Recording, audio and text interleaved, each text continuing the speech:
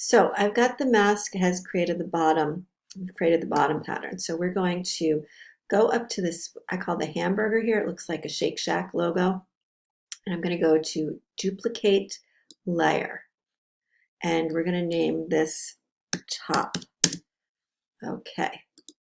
So here we have our top. We can go back and double click, and so we can name that bottom. And so what I'm going to do now is go to the crosshair arrows, and this is the layer that I'm clicked on. I need to click on this layer, and notice the white line is around the image, not the mask, okay? Because we're going to alter, we're going to push up. So we've got the pattern here. I'm moving it around. So this pattern is on this layer within the mask, same mask, and we're filling in the top. Okay. Now I'm going to select this top area again by hitting Command T or Control T. And if I hover over here, I can shrink the pattern up or down, making it smaller. Or if I hover, I can get this curved arrow, which lets me change the angle a little bit.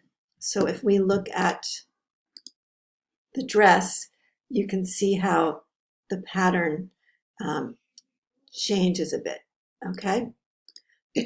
So I'm going to move this up. You know, she's got a high waist that's right about this spot here. So I like that. I'm going to actually scale it a little bit more. I just feel for some reason it looks like I want the pattern to be a little bit smaller there. Okay, so I'm going to hit the arrow up here. Not the arrow, I keep calling it an arrow, the check mark. Okay, so closing these off again, you can see how the fabric pattern changes. There's seams where the sleeve is, so we want to create a sleeve. So I'm going to take this layer here, and I'm going to duplicate this layer again. I'm going to call it sleeve. Okay, so now what we really need to do this time, though, is we need to fill in some of our mask again, because what we want to do is have the mask fill in all of this as well, so just the sleeve is showing. So I'm going to click on the sleeve here, so I am on the, wow, I accidentally double clicked and didn't mean to do that. Cancel that. Okay, sorry. So I am double clicked already over here, or clicked. I didn't need to double click, sorry.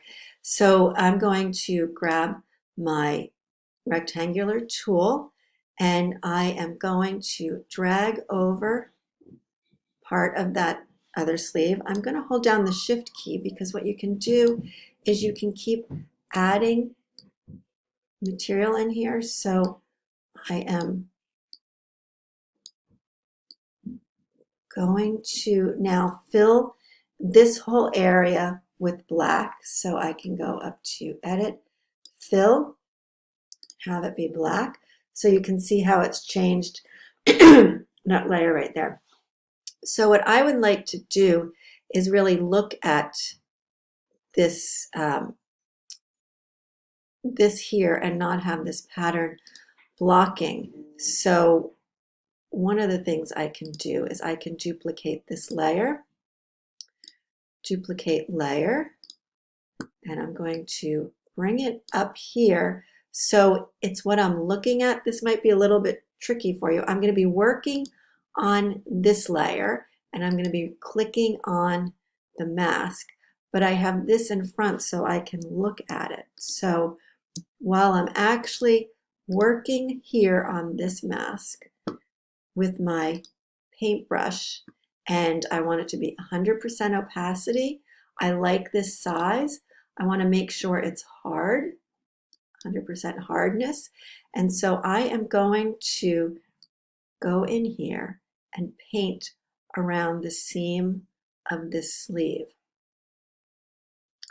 So it's a little bit shot in the dark right here because I'm trying to fill in areas that I can't necessarily see. But remember, we just filled in with that those boxes, so I'm pretty much covering all of the bases here, so it should be pretty good.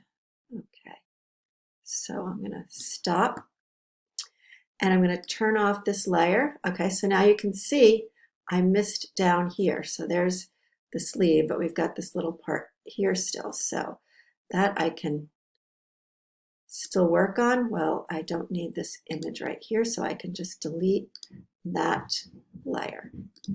Okay, so now I'm going to zoom back out, turn on both of these layers.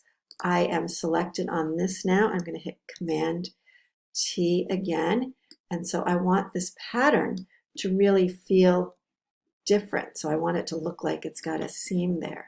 So I can turn it as well, rotate it because it's stretching a bit there. So what we're going to do is add shadows in there, so that'll be more dramatic too. So I'm pulling this a bit.